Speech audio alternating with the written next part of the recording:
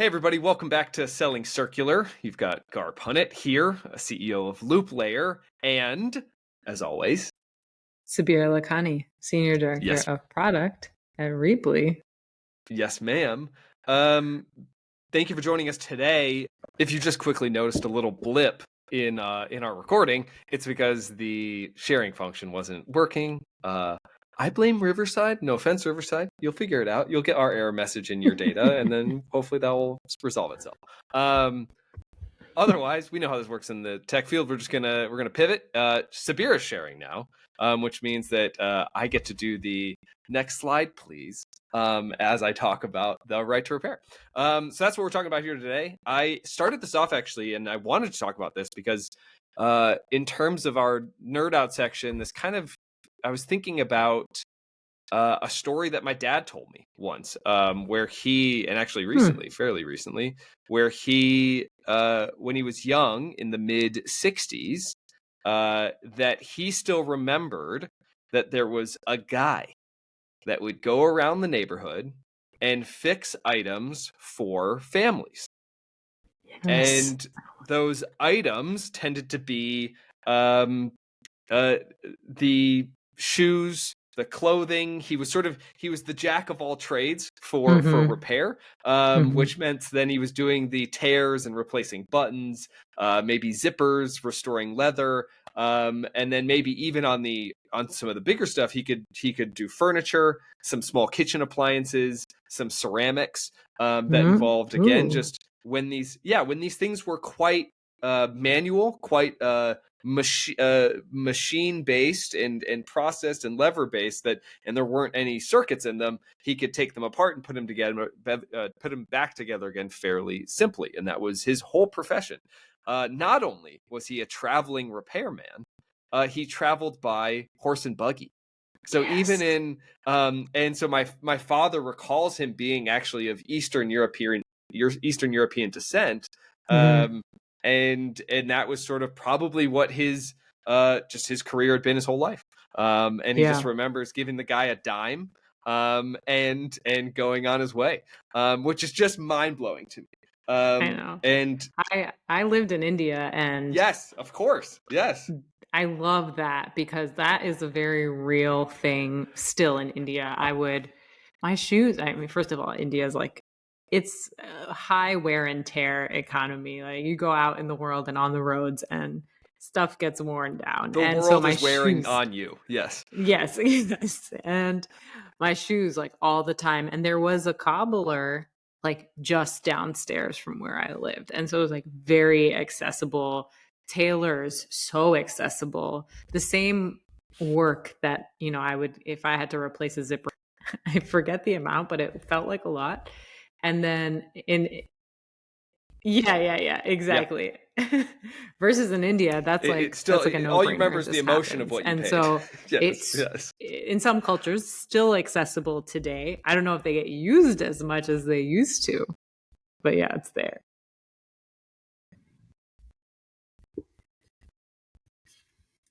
Yeah. So that was just it. We don't have that. And so a little bit of what we're talking about again here is, where did it go? Why did it go? And so when we talk about the shifts, the economic shifts and the impact of capitalism, well, it's very clearly here, and we can talk about the slide, that we're discussing here consumer durables. So the goods that need to be purchased very often, but should last more than a couple of years, and hopefully last more than just a couple of years. And this idea that we somehow have to consume our way out of their lack of operations or their planned obsolescence is a problem. And ultimately what we see now is, as essentially the loss of repair shops came from cheaper economics when it came to the units being sold. So as things got cheaper to make, as things were offshored to other economies to make them for U.S. economies in particular, I think we lost that. there's That still I guess, remains, like, moral Sabira, to your point, struggle when in I think other about communities this, around the world, where like, I guess the the value set of what you're paying for or what you need to make last has meant that you're all of willing the to pay things that we somebody on the consume, corner, is you're willing that to pay someone that comes by to fix those we've items. also brought quality of life to people who might not have had access to it before. And so there definitely is a trade-off, right? You get more sales, you get more business, you get higher Yes. GDP, you get an economy that's maybe more efficient by getting people products that they didn't have access to before. Right. And the Yes. cost of that is that stuff is going to landfill because it's not lasting as long.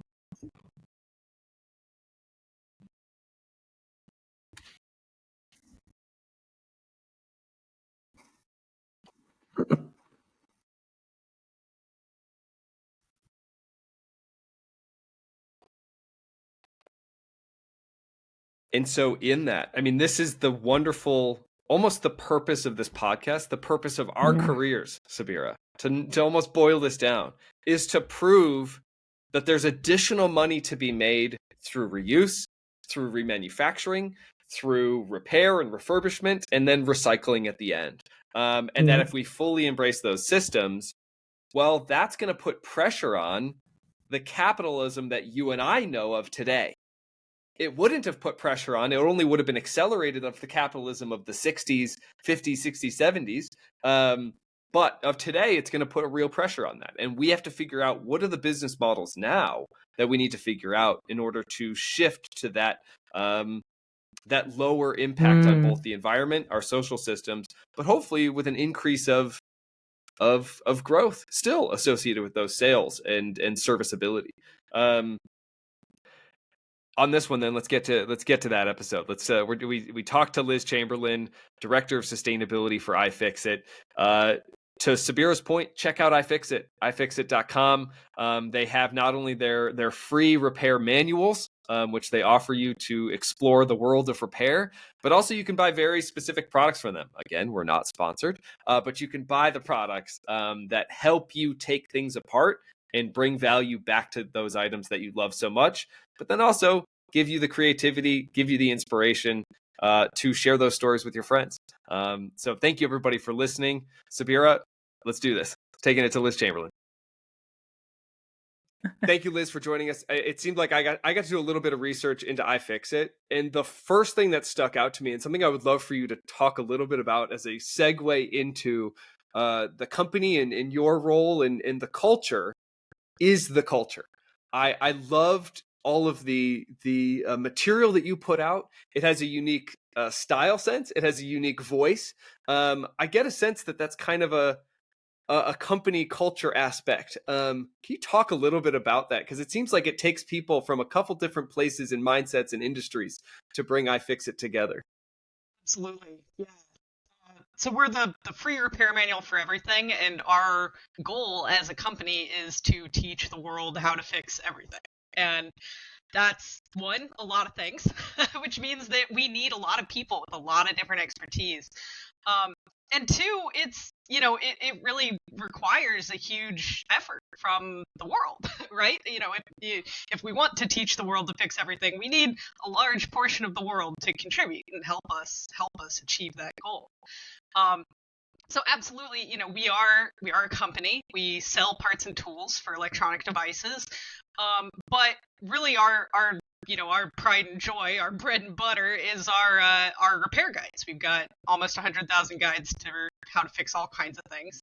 And we've got a really active community. We've got an answers forum where a bunch of mostly retired repair people hang out and answer questions for how to fix all kinds of things. And honestly, that answers forum has saved me quite a few times. I'm hearing this weird noise in my MacBook. What does that mean? I can't seem to find a part for my dishwasher. What do I do now? It's so incredible to have so many people committed to the same goal of helping everybody learn how to fix everything. Can you talk a little bit about like the history of repair? And repair is like not a new concept, but how has it evolved alongside our own like capitalistic journeys? And do you see it coming back to a resurgence? Is it still kind of like fading away? Like, help us orient to where has repair been in the Yeah, past? yeah. Oh, that's a great question. I mean, I think most people, over 30 remember a time when there was more repair. When, there were corner repair shops that would fix TVs and, VCRs and all kinds of things. And those kinds of like multi-purpose local repair shops have kind of faded away. And that is not an accident. That is because electronics manufacturers mainly have consolidated repair services. They've made it harder to get access to repair materials. They've limited who can buy parts, who can get the tools necessary.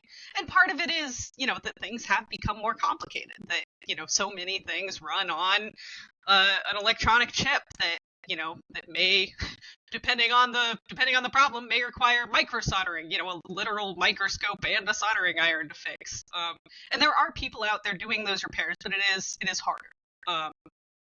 So I think you're absolutely right that the idea of repair is ancient, right? As long as we have had stuff, we've had to fix stuff, and repair will persist forever because as long as we have stuff, we'll have to fix stuff. But I think the sort of scenes of repair have changed a lot. It used to be the kind of thing that people would do on kitchen tables and at the corner repair shops. And for a while, at least, that did seem to kind of fade away. But I do think it's making a resurgence, and it's making a resurgence in a couple of ways. And one is the rise of right to repair legislation. The manufacturer restrictions I talked about they're going away. New York has passed a right to repair bill that will mean that everybody has to get parts, tools, and documentation. And that bill is in effect as of January. Bills will go into effect in California and Minnesota, Colorado, and we just passed a bill in Oregon that actually eliminates some of the software barriers to repair that have been really sticky to get around. So that's one reason repair culture is changing. I think the other thing is that there's been a huge rise in repair as a community effort, and that again is so core to what iFixit does. But there are repair cafes all over the world, and people engaged in this dream of let's teach the world to fix everything. And local repair folks, people who know oh, I know how to fix cell phones, I know how to fix bikes, I know how to fix clothing, all get together and teach each other. And it's so much fun to see, and it really does feel like us as a culture rejecting the idea that we should just buy stuff, dispose it, get rid of it, and then buy something new. That there's something else, there's something missing that we want there. Well, I love that, because I'm gonna call out the repair manifesto that is on your site. Just some of the phrases here that stuck out to me the most were, "If you can't fix it, you don't own it," which I love that mentality again. That spoke to Sabira a little bit. What you were speaking about was like, who actually owns something in the long line of the sales process and trying to get it back and sell you a new thing. Repair is a war on entropy. And that might be my favorite one. And then repair connects people and things. And I think that speaks to that community aspect, which is, I feel like we are, again, more, and this is more of a macro, maybe cultural sense of we're all placing ourselves in separate pockets and pulling ourselves apart. This is one thing that can bring us together. Again, the manifesto is such strong language. It's such a, even the fist with the wrench in the air is a symbol unto itself. Why do you think there, or I guess my question really is wrapped in, it's a fight. Why is it such a fight?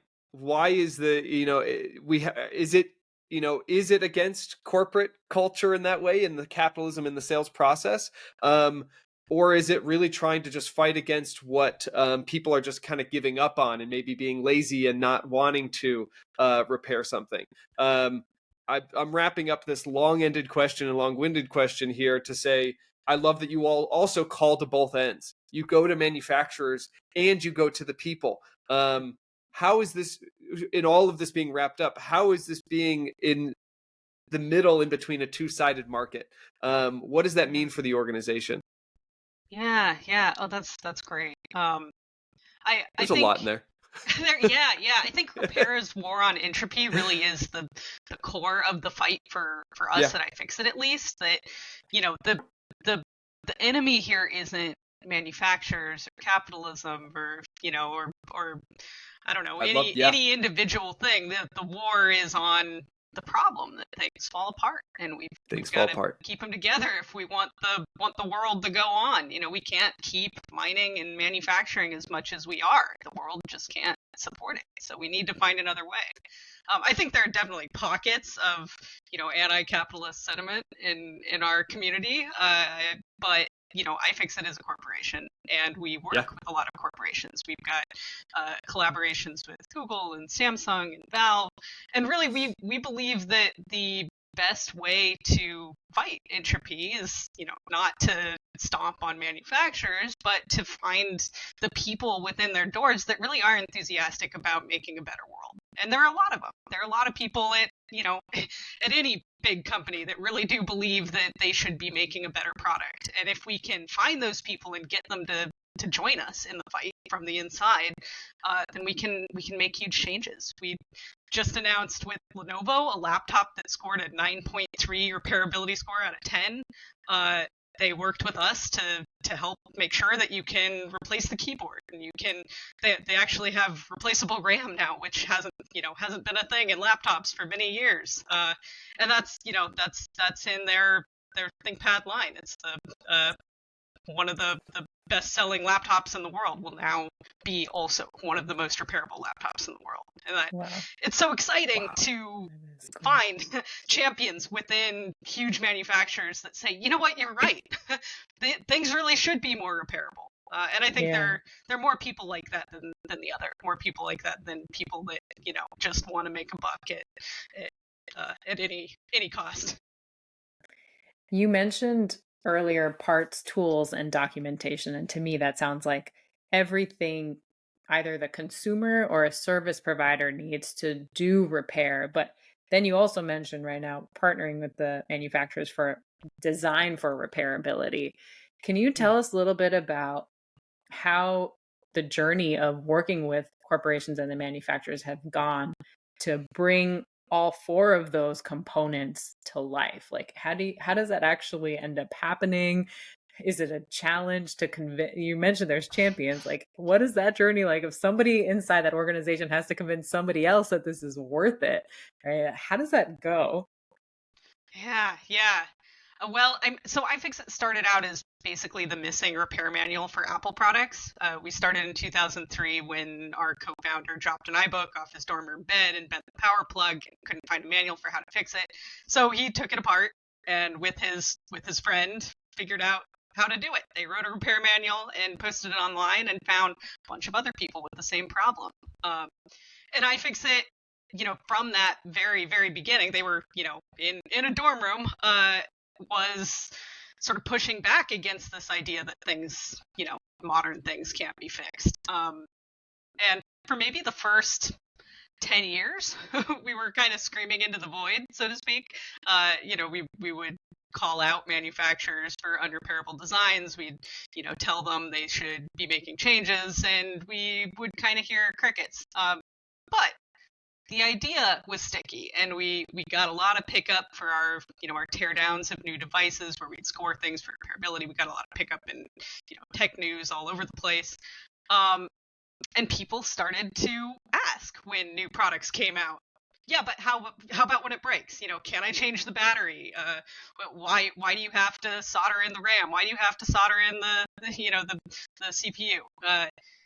And the culture started to change, and then we started to have different conversations with manufacturers, and some of them started to come to us and say, okay, if we were really going to do this thing, if we were really going to make our stuff more repairable, what would that look like? And that coincided with us also beginning to get involved in pushing for right to repair legislation. And so I think there's some amount of carrot and some amount of stick. And the carrot is that culture's changing, customers are asking for different things, and the stick is that eventually, now in New York and in the EU and very, very soon in other states, they will be required to make parts, tools, and documentation available. But even within the places where we've had success, there continues to be some sort of push and pull. I think schematics are an interesting example of this. People who are doing that microsoldering, the soldering with the microscope and the tiny soldering iron, to do that work well, really they want circuit schematics that tell them what values to expect from the pins. And if they don't have that, and no right to repair bills are arguably asking for it, there are a lot of different things that microsolderers want that aren't in the schematics that have been provided. And so part of what iFixit is continuing to do in our advocacy is finding those things, talking to the microsolderers and saying, what really do you want here? And here's what Fairphone has provided. They're kind of top of class. Is it enough? Can you do what you need to do here, or should we be asking for more? And we've heard that nobody yet is providing what the microsolderers really want. So, the fight isn't over. We're going to keep pushing on that. Is that an intellectual property boundary? I mean, is that really what this is coming up against? Definitely the manufacturers would say so. Right. Okay. Yeah. Yeah. I don't think that the vast majority of counterfeiting is really relying on that kind of documentation. I think most counterfeiting outfits have already done the reverse engineering work they need to be able to produce, iPhone screens or whatever. I don't think they really are waiting for Apple to release schematics to be able to do that work. And frankly, microsolderers aren't waiting either.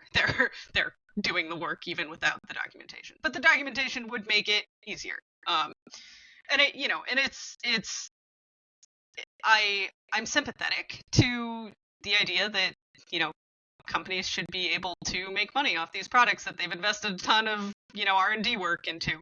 But I also know that they like to claim intellectual property concerns when really it's irrelevant. Like, providing repair manuals shouldn't be an intellectual property concern in my mind. And I think, schematics are maybe in a grayer space, but still they're necessary for repair, and ultimately, at least when they stop providing repair materials, or when the phone goes off the market, or something, I'm sure we can find some way to balance those concerns and get people the repair materials they need.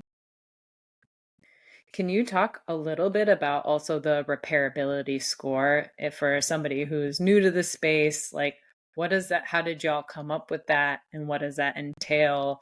And do you find that it's different across industries, that you have to kind of tweak it? Just help us understand, where does that come from? Yeah. So we've been doing this teardown thing for a long time. Not totally since the start, but maybe I think 2007 or something. Where we, on the release day of a new product, we go, we buy it, we take it apart, and then our tech writers give it a repairability score out of 10. How easy will it be to fix when people want to fix it? And this is, ideally to give people some information at day one of, a product release. Like, when this thing breaks, as it eventually will you be able to fix it? And then, the other reason is to really get people thinking about repairability from the beginning. At the start, those scores were pretty much gut feel. It was our our team that writes repair manuals, that does this day in and day out, would say after, tearing it apart, how do they feel about it? It has become more and more and more systematized. And at this point, we've got a big series of very complicated spreadsheets that help us come to the number that we put out. And we've got on the day of release, we only give a provisional score because part of our score has to do with whether manufacturers actually release repair manuals, and they basically never do that immediately upon releasing a product. So, we look for, are they promising to release repair manuals? And, and then we come back and give it a final score when we determine whether that's true or not. But, is it different in different areas? Absolutely, yeah. And now that we are, we're only using systematized scores, we only give scores in the product categories where we have spreadsheets developed. And the spreadsheets are different for phones and laptops and tablets. And, we're working on scorecards for wearables and earphones and, all the kinds of things that we would really like to be scoring and giving people guidance for.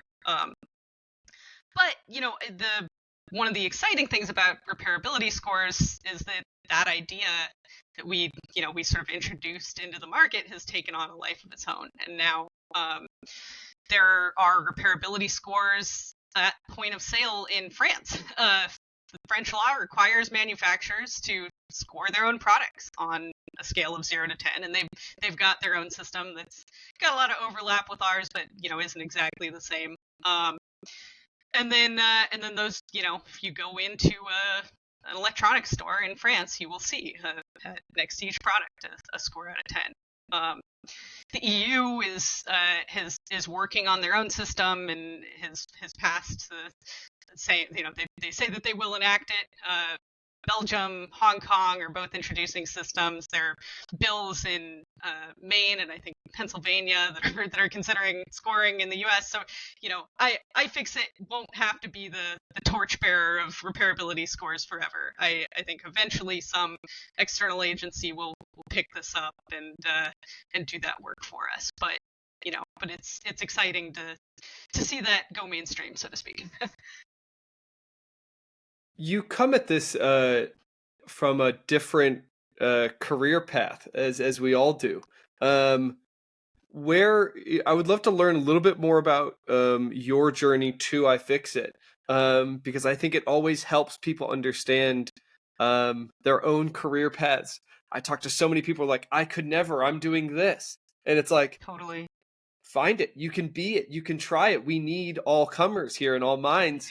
Can you talk a little bit about, for anybody who's listening and maybe dreaming of being in a career path that involves repair or circular economy or sustainability, your career path to iFixit? Yeah, absolutely. So I've come to this director of sustainability role after a big career left turn. I was an English professor in Arkansas. I left academia on the eve of tenure, and I feel compelled to say that I was told I would get it. I didn't leave because I wouldn't get tenure.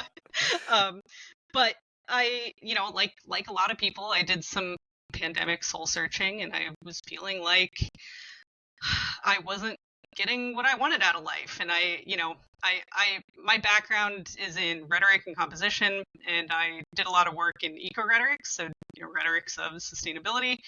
And I kept having this feeling that, I'd spent months and months and months doing research and writing papers, and, I'd send it out to a journal, and, it would go through the editing gauntlet, and I'd feel like the people that reviewed my paper didn't even read it. What am I doing? It's so much work for so little impact.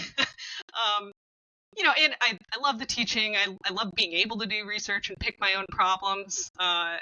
But, academia is also an exploitative system. I won't get into that in too much detail, but it's an exploitative system, and I was frustrated about being a part of it. And so, I was making that complaint to the CEO of iFixit, and he said, well, right to repair is really taken off. We could use you. I have the benefit of having been connected with iFixit for a long time. So I started My first job with iFixit was actually volunteering in 2009 when I was a master's student, and at Cal Poly San Luis Obispo, where iFixit is based. I would love to take a pause on that, Yeah. because it's the first thing that I tell anybody that's interested is just talk, introduce yourself, go work on something, go try to explore that area. And so I love hearing that that's where you intercepted with iFixit, is there was an interest and you were volunteering, you were giving back your time. And so I love it. I just wanted to drill down, because that's so key to try to, I mean, I hate to say it, that it's really hard to jump in and get paid. It's hard to jump in and get a full career, because it is. I mean, even I started out, Sabir started out, we all started out in ways where it was like, we just passionately came and said, you know what, I'm here because I have to be here. And so I just wanted to drill down to make sure that someone took note of that in your own journey. Yeah, no, you're absolutely right. You're absolutely right. And so, especially for a career left turn, you've got to find the places where you've built up connections, where you've built up other expertise outside of your main track. And volunteering is a great way to do that. Absolutely. Don't let me sidetrack that whole thread though either. No, because that's yeah. But I think we are just getting at the masters. You had done some sort of volunteering, and what was the end of that in terms of where the reconnect happened? So I volunteered with iFixit going to maker fairs. So maker fairs where a bunch of people that make things get together and show off the things that they make, and we were there making the argument that repair is a kind of making. And I spent the weekend preaching iFixit gospel, and by the end of the weekend, I was in it. I believed it, that you should be able to fix things, and dang it, we should be designing things so that they're more fixable, and making sure that parts, tools, and documentation are available, and so on. And after my master's, I wrote for iFixit full-time for a year. I started our advocacy arm in 2012, and that was, a lot of writing about e-waste, and I was going to, electronics recycling conferences and meeting recyclers and trying to convince them to start up repair operations and that kind of thing. But I'd already applied to graduate programs and had this path in mind of heading down to get the PhD and become an English professor. So I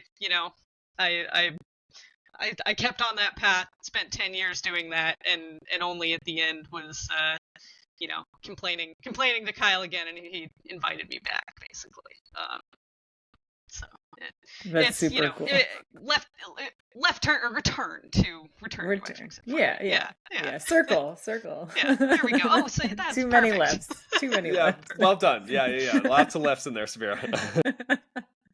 Well, I'm curious. I love their background in being an English professor and composition, and with repair, I feel like you will have multiple segments that you have to cater to. The micro solderers aren't your dabbling in repair, at-home repair folks. How have you found that writing or even communicating how to repair something addresses the needs of different segments of repair customers? Yeah. I mean, I think communicating repair clearly, simply, cleanly is a huge part of what makes iFixit tick. From the very beginning, what set iFixit apart was that we took good photos and wrote clear instructions, and it wasn't something that was photocopied from a service manual that had covered in coffee stains or whatever. That in a lot of ways, that is still the status of service documentation in a lot of places. So, the clarity of iFixit communication is that's our core. And when you apply for a job at iFixit, you have to show some of your writing and actually take a grammar test, which is a little controversial, but our CEO is fully convinced by it, and actually has written a piece about it in the Harvard Business Review that started a big debate. But clear communication is at the core. Everybody at iFixit is expected to communicate well. Well, I love what I love about that is I'm such a novice in my own repair or even my understanding. But the two places I go when I'm looking at a product are Wirecutter of now the New York Times and iFixit. And so it's, that kind of speaks to the degree of communication that is needed, and the sincerity of which this information is trying to be delivered and the segments that it has to hit, to Sabira's point. So it's like, that makes so much sense, and how everything is so well delivered, I think, in the presentation. Well, I'm honored to hear us compared to Wirecutter. They're doing great work. They're doing great work. Yeah. So tell us a little bit about your role too as Director of Sustainability. What does your scope involve? Because inherently iFixit is, preaching sustainability and, one of the loops in the circular economy. So what do you have to do, and how have you shepherded that in this role? Yeah, so I have some amount of sort of traditional sustainability work. We're working to get all of our tools life cycle analyzed, get LCAs for our toolkits. We're beginning the process of doing scope 3 emissions reporting for our warehouses. We've installed solar panels at our facility in San Luis Obispo. We're building a facility in Chattanooga that has geothermal wells for heating and cooling, which is exciting. So we've got a lot of sort of traditional sustainability stuff happening. But my role is probably 80% advocacy for right to repair. So I work really closely with our teams of grassroots repair enthusiasts at the Public Interest Research Group and at the Repair Association, and work for better repair legislation around the world. What this is, if we don't mind here, Liz, I'm gonna start to press you into the future, because I would love your perspective. We can start to just dream, so we can get crazy with it if we want. From either your view or in combination with iFixit, or iFixit's view, what does our future economy look like as we embrace more repair? What are the systems of which I, as a consumer, can go and purchase from a manufacturer? What are the benefits for the manufacturer? What's the vision here on what we can expect and what we're aspiring to be as an economy? Yeah. I mean, I'm going to start with benefits for the manufacturer, because that's maybe the most straightforward. Please. I think when people can repair their stuff, they become very loyal to a brand.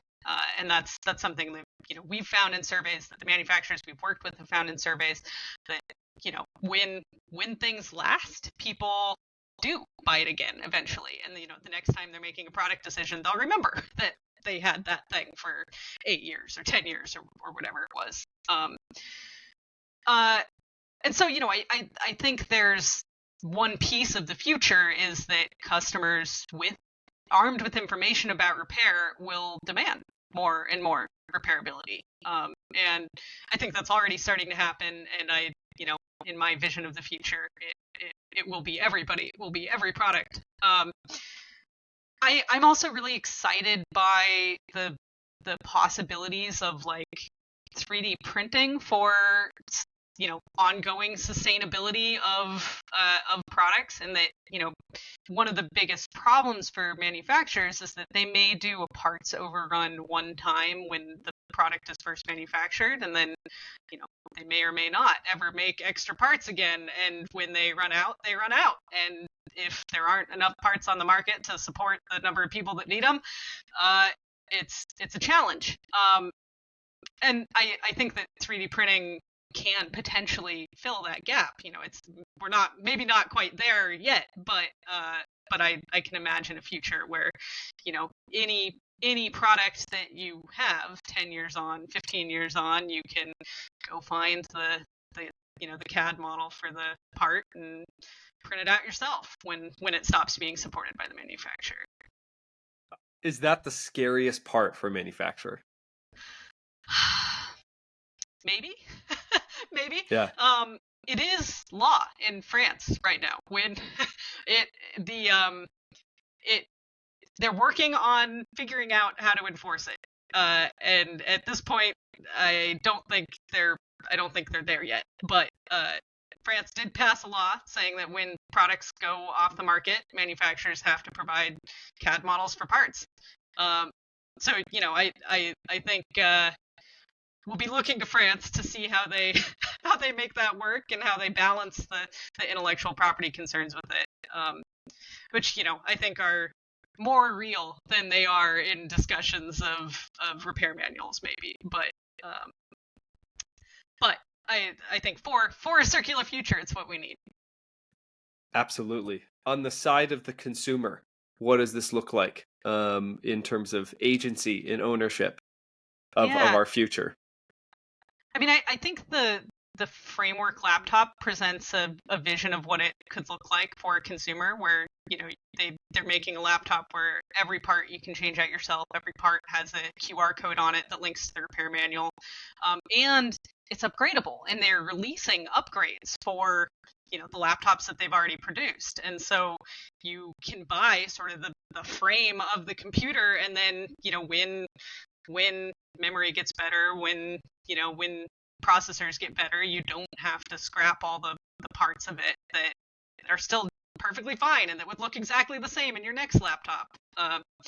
So I think my vision as a consumer is that I would have like one phone frame that then as technology gets better, I'm swapping in parts. I would have one laptop frame that as the technology gets better, I'm swapping in parts. What I love about that, and this is why I'm why we're in this field, I'll speak for Sabira too, is I there's some corporate part of me actually that strikes fear somehow, that like I'm like, well, we don't know how that's going to work. And then it's like, oh no, but that's the fun part.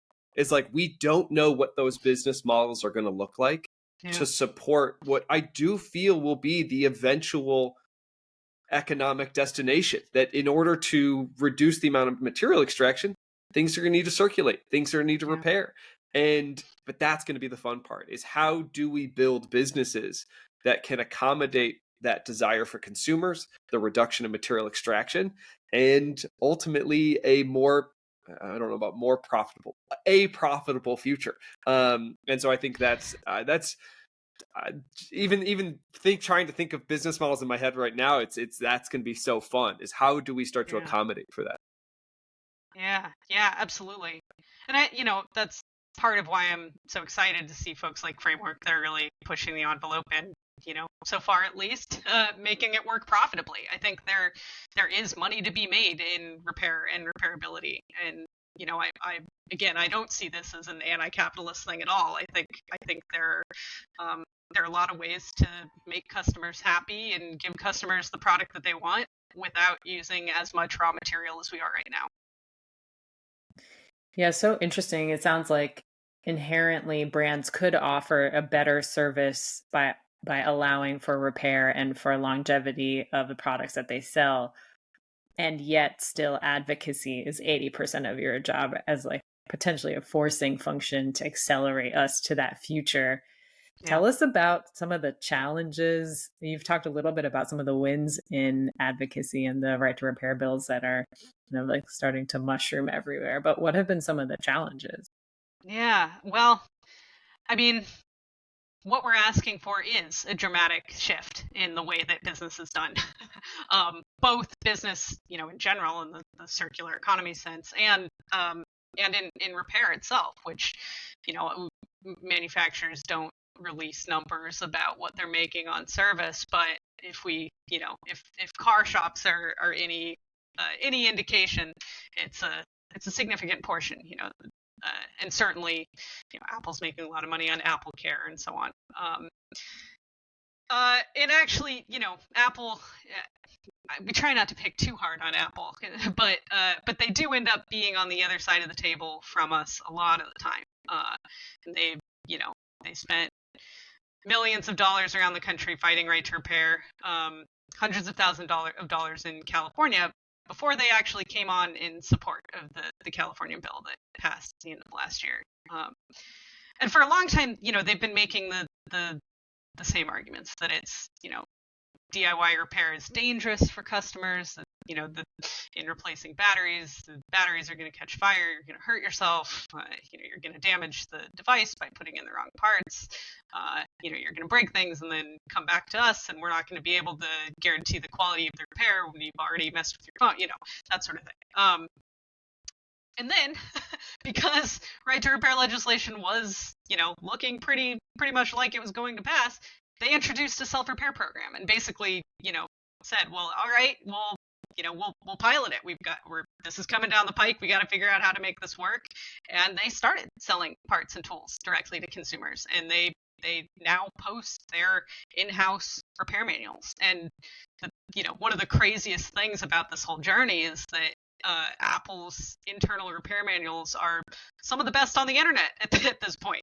They're very, very good repair manuals, and we like how many photos are in them and how clearly they describe things. For the most part, they're pretty good. And so I think there has been a lot of resistance from manufacturers, and a lot of that resistance has come through industry lobbying organizations that sort of speak for manufacturers as a whole.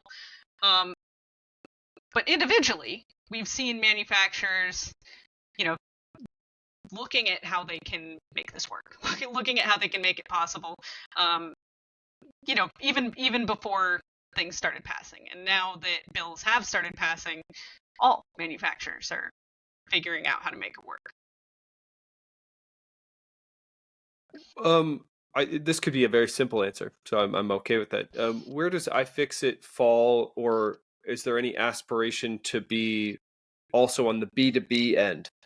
Is there a B2B future where this is manufacturer to corporate client of, and the example I have in my head is it's one thing for John Deere toward maybe a consumer, but John Deere towards another corporate client, those are different relationships. Has iFixit ever played in that territory of the B2B landscape? We do sell parts and tools wholesale to independent repair shops. Yeah. And the manufacturers that we work with, we negotiate rates for them selling to independent repair shops. Okay. So in that sense, we are the middleman. Yeah. No, that's fascinating. That speaks to when I bring up John Deere, and not to pick on any particular company. It's we were all figuring it out. Is my memory correct? And please check me if there was a group of consumers, farmers, kind of rallying behind the right to repair in Minnesota. And this was a part of that conversation. What part of this is because you all are so great at aggregating, not to say that you were so integral in Minnesota, but just in general of aggregating a community where communities vote, communities show force and say, hey, this is what we believe. What part of that comes to the table when you all are advocating for various pieces of legislation? Yeah.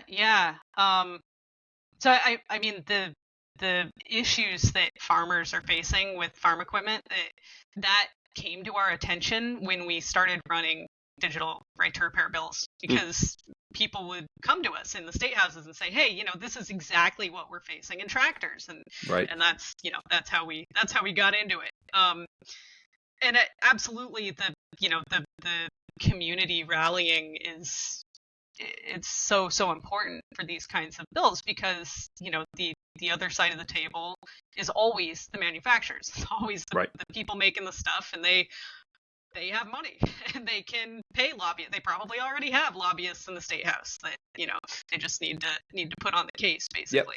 Need to activate.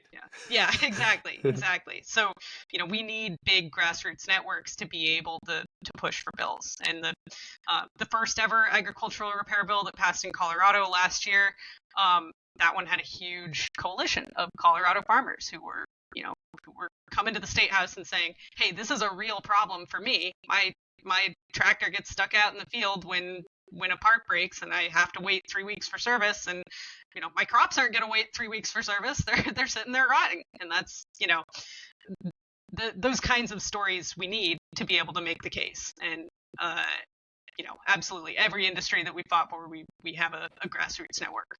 And I think what's so interesting about not only the stories are needed, but the stories need to be aggregated, and they need a home, and they need a beacon. And so in so many ways too, that's so important that there's a place, there's a community where stories can be heard and then rallied around, because sometimes it can just die in the silence or die in the void a little bit. So I love the community aspect to this, and it's so clear.